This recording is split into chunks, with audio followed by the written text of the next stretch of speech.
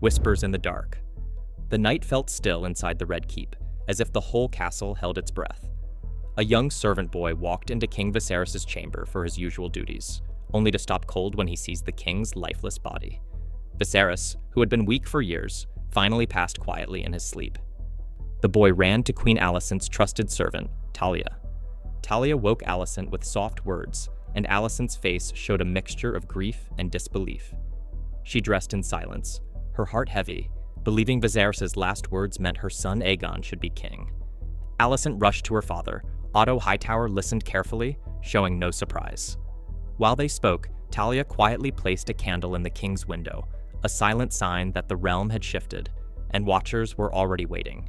Before the sun could rise, the small council was summoned from their beds. Tywin Lannister tried to lighten the mood with a remark about the hour, but Otto ended the room with a single sentence. The king was gone. Grief passed quickly. Otto claimed Viserys had chosen Aegon, and several voices moved at once to secure the crown. Only then did Alicent understand the truth this had been planned long before her father ever spoke to her about it. Lord Beesbury stood, furious, calling the council's move treason and swearing that Rhaenyra was still the rightful heir. The chamber filled with raised voices and fear, each man trying to seize the future before it escaped them. Then, violence ends the debate. Sir Criston struck Beesbury down in a moment of rage, leaving the table stained with blood and silence. Westerling drew his blade in protest, demanding justice, but Alicent and Otto stop him. When Otto spoke of preventing Rhaenyra from gathering support, Alicent heard the truth beneath his words and refused it. When ordered to act against her, Westerling chose honor instead and walked away. The missing heir. With the council's decision made, dawn crept over King's Landing. Alicent and Otto went to Aegon's chambers, hoping to speak to the next king, only to find he had vanished. Helena said her husband and brother were not there, and her soft voice made everything feel even more uneasy. Otto sent the Cargyle twins, Eric and Eric, into the city to find Aegon. Alicent sent Sir Criston Cole, and Aemond insisted on joining, claiming he knew Aegon's habits better than anyone. Aemond and Criston walked the Street of Silk, where Aegon once wasted many nights with wine and women. The madam shook her head, saying Aegon had not visited for years. Meanwhile, Eric and Eric searched the lower streets of Flea Bottom, where hunger lived in every shadow. They found a hidden fighting pit where children were forced to battle while crowds cheered. Eric remembered standing behind Aegon at such events, and felt ashamed that the future king once enjoyed this cruelty. Soon after, a messenger of Mysaria found the twins and said she held Aegon, offering his location in exchange for a meeting. Back at the Red Keep, nobles were ordered to swear loyalty to Aegon. Some bent the knee quickly, but Lord Merryweather and Lady Fell refused and were sent to the dungeons. Lord Caswell pretended to swear loyalty, but tried to escape to warn Rhaenyra. He was caught and hanged by Larys Strong's agents, leaving a silent warning in the courtyard. Walls closing in. Otto met Mysaria in the streets and agreed to shut down child fighting pits if she revealed Aegon's location. She told him Aegon hid in the Grand Sept, hoping never to be found. As Otto worked, Alicent visited Princess Rhaenys, who was locked in her room to prevent her speaking to anyone. Once Rhaenys learned Viserys was gone, her anger faded into sorrow. Alicent begged Rhaenys to support Aegon, offering her future power over Driftmark. But Rhaenys refused, saying Alicent was only helping her father and son protect the same system that once denied her the crown. When Arik and Eric found Aegon inside the Grand Sept, Aegon tried to flee, but Criston and Aemond were waiting outside. A duel broke out between Criston and Eric, while Aemond forced Aegon onto his feet. Aegon begged to be left alone, saying he did not want the throne, but Criston dragged him back toward the Red Keep, where his crown waited whether he wanted it or not. The crown. Once Aegon was returned, Alicent confronted Otto. She said Criston would be named Lord Commander, and Aegon would be crowned at dawn in the Dragonpit, not in private like Otto planned. She wanted the people to see their king with their own eyes. She also refused to send killers after Rhaenyra, insisting instead on peace terms. Otto warned her that mercy could lead to war, but Alicent spoke firmly, showing she would not let her father control everything. Later that night, Larys Strong visited Alicent and whispered that spies had been watching her from inside her own household. In return for secrets, Larys stared at her feet with unsettling desire, and Alicent forced herself to sit still. Larys then burned Mysaria's home to cut her connections, though Mysaria's fate remained uncertain in the smoke. Before dawn, Eric freed Rhaenys and guided her through the castle, helping her escape the Green's control. They were separated by crowds being driven toward the Dragonpit, but Rhaenys slipped away into the lower passages, heading for her dragon. The coronation. In the carriage, Alicent sat across from Aegon, who looked tired, angry, and lost. She tried to convince him that his father loved him, giving him the dagger as proof. Aegon asked if she loved him, and Alicent's pained expression said more than her words ever could. Crowds filled the Dragonpit for the coronation. Otto announced Viserys' death to the city, while torches burned behind him. Aegon walked slowly through the gathering, shoulders heavy, having never wanted this. Septon Eustace blessed him. Criston placed the Conqueror's crown on his head, and for a moment everything paused. Then cheering erupted like thunder, and something changed in Aegon's eyes. He raised Blackfyre, feeling power for the first time. The crowd shouted his name, and the once reluctant prince was now a willing king. Fire beneath the stones. Just as cheers reached their highest point, the ground trembled below the crowd's feet. A deep rumble turned into a roar as the stone cracked open. Meleys burst through the broken floor, throwing dust, dirt, and bodies into the air. Screams cut through the Dragonpit as people fled in every direction, but Meleys stood tall, scales glowing like burning embers. Rhaenys sat upon her dragon, armored in black and red. Meleys stomped forward, crushing the remains of shattered stone. The Greens stared in shock as Rhaenys faced them, her expression cold and unreadable. Alicent stepped in front of Aegon without hesitation, ready to die if fire filled the air. Rhaenys could have ended everything with one word, but she held Meleys back.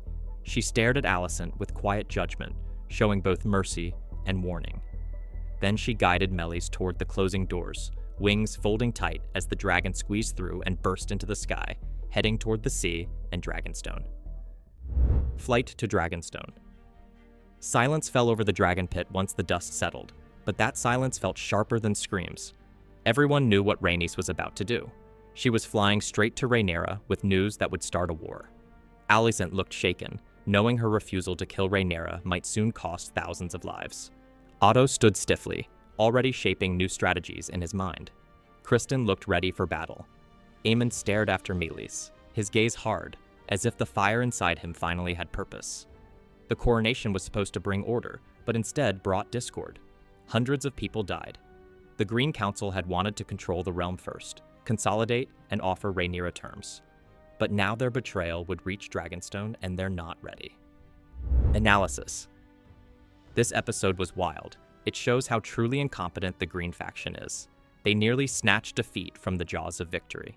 They had the advantage by being the first to know of the king's passing, and they nearly screwed that up. Every single minute they waste gives the Black faction an opportunity to find out the news. The council is not all on board with the crowning of Aegon as king. Lord Beesbury seems to be the only honorable person on that council. To shut him up, Criston Cole ends his life. It looks like an accident, like a spur-of-the-moment kind of thing, and Criston Cole is shocked once it's done. In the book, he uses a dagger to open his throat, and it's much more malicious, earning him the nickname of Kingmaker. They're really trying to make Criston Cole likable, like he's tortured by his decisions. But I don't buy it. I just don't like him in the show. In the book, he seems much more interesting.